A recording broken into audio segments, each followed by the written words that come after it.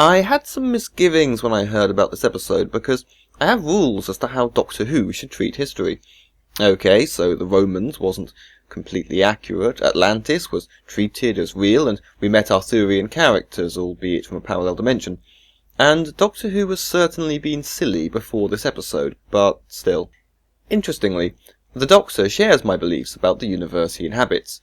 Whether working that into the story makes it okay, I am uncertain, but what should we expect from this episode, other than that it is just very enjoyable, complete bollocks? Funny lines and moments are too many to count, although the silliness goes on for more than the first half, which is too long. I'm not going to bother talking about the plot. It's called Robots of Sherwood, and as an episode it does exactly what it says on the tin. I'll say that Clara shone in this episode. Ben Miller makes a superb Sheriff of Nottingham, and a cyborg to boot. And the Patrick Troughton reference, yes, he really did play Robin Hood on telly. There's meta for you. And just as you thought they had left out Maid Marian, there she is, right at the end. As I say, this was a lot of fun, and the pace is right, except for the jail scene, or shall I say routine, which, although funny and filled with chemistry, did drag a bit, and there was too much of the Doctor being made to look a fool. Come to that, what with labouring all this "I can't believe, this challenges my understanding of the universe" crap? They're acting like Robin Hood is Jesus, and the Doctor is a stubborn atheist. One, a skeptic, who doesn't believe in gods or fairies, is not someone likely to be stubborn in the face of evidence.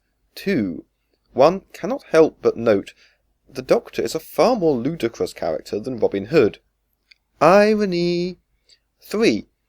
Some of the things one expects from a Robin Hood flick weren't decided upon until 20th and 21st century adaptations. Myths and legends evolve over time. Robin Hood could have been based on a real person.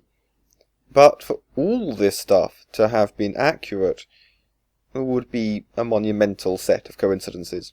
Oh, and sticking with petty annoyances, the Doctor and Clara make zero effort to speak in a way 12th century folk would understand, although luckily this seems to make no difference. Oh, and this story, like Deep Breath, features droids wanting to get to the Promised Land by launching their spaceship from an era in British history, and therefore links with the season arc, despite the fact it was Clara who chose Robin Hood when offered the chance to go to any time period of her choice. Oh, and upon landing in Nottingham in 1190-ish, as the Doctor puts it, Robin Hood is not only real, but the first person they meet. In fact, he's almost unique in all of Doctor Who history.